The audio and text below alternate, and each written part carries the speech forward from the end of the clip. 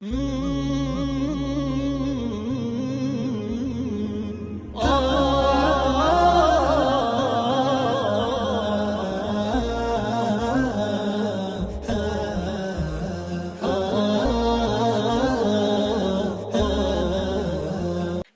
ni siku ya historia na siku ya kukumbukwa kwa wakazi wa Moyale kaskazini mwa nchini Kenya, hususan waumini wa dini ya Kiislamu, wakati ambapo dai wa kimataifa Sheikh Nurdin Kishki akihitimisha ziara yake katika mji huo kwa mahadhara wake wa mwisho. Ndugu zangu Waislamu wa Moyale, wama adraka ma Moyale, leo ni siku yetu ya mwisho katika Moyale. Tunaondoka tukiwa tuna majonzi. Moyale tumepokelewa mapokezi hatukutegemea. Video clip zimesambaa dunia nzima, nimetumiwa kutoka kila kona ya dunia, na kila anayenitumia ananiambia watu wa Moyale wanakupenda sana. Licha ya makali ya jua la mchana katika uwanja wa Township, hamu ya kusikiliza mawaidha haikufifia wala haikuondoka. Waislamu wa mji huu, wakina mama waliobeba watoto, vijana na wazee, walijitokeza kwa wingi kumsikiliza Sheikh Kishki katika mhadhara huo wa kihistoria.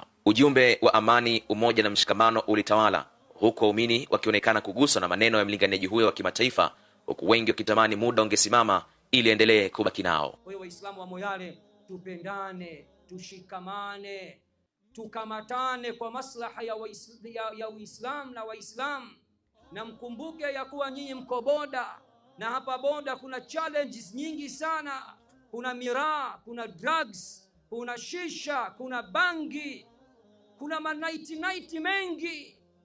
Msiposhikamana, vijana wenu hawawezi kuongoka kupata hidayah. Katika uwanja wa Township, ukimya wa kipekee ulitawala mara tu baada ya neno la mwisho la Sheikh Kishki. Licha ya jua kali iliyokuwa likichoma, hakuna aliyekuwa na haraka ya kuondoka.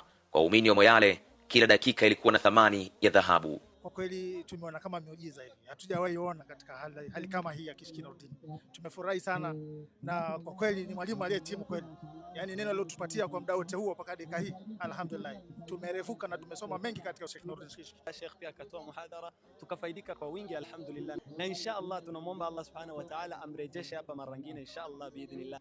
Kwa wale ambao wameweza kusikiza Sheikh na kumfuatilia, tumefaidika pakubwa alhamdulillah, na tunaendelea kumwombea Mwenyezi Mungu Allah ampe maisha marefu na maisha ya khair inshallah, na mjalie jannatul firdaus. Amefanya mambo mazuri na tujawahi pata event kama hii, na inshallah tunamtarajia arudi siku nyingine, na leo nimejifunza kwa kweli. Ametoka pale Tanzania na amekuja Kenya, na sisi sawa, madraka mambo yale wa madraka na Tanzania.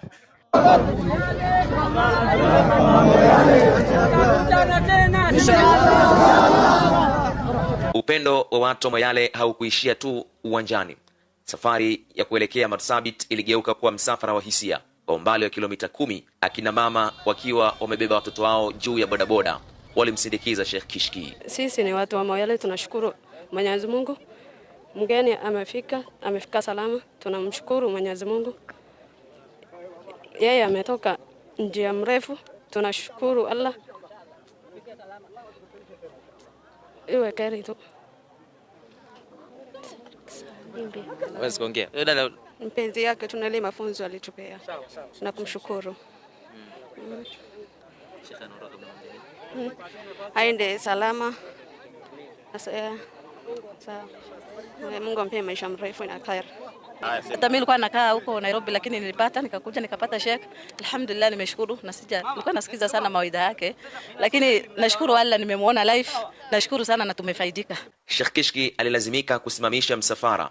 Aliwapa maneno ya faraja akiwaomba wawe na subra na kuendeleza yale aliyolingania. Watu wa Moyale, wallahi hatuna la kuwalipa. Mmetufanyia ikram kiasi ambacho tunaona mpaka haya na aibu. Allah subhanahu wa ta'ala kulipeni kila la kheri. Amin. Kuna kina mama wapo kwenye bodaboda, wallahi wameniumiza sana roho. Moja amebeba mtoto. Kama mtaridhika, naomba nishuke niwaone mara moja. Ruhusa. Wakati watu wa Moyale wakifuta machozi ya kuagana, Marsabit wamefungua mikono kumpokea dai wa kimataifa ambaye amekuwa akiunganisha nyoyo za walio wengi. Hapa msafara wa zaidi ya magari 11 ulikuwa tayari kublaki mgeni huyo wa kishindo. Kuhitimishwa kwa ziara ya Sheikh Kishki katika eneo la Moyale inaashiria kuwa ilikuwa ni safari ya kiimani iliyojaa vicheko, dua na machozi na matumaini makubwa, safari inayothibitisha kuwa maneno ya hekima yana nguvu ya kugusa nyoyo kuliko kitu kingine chochote. Kalela Online TV, elimu ya dini, tiba ya jamii.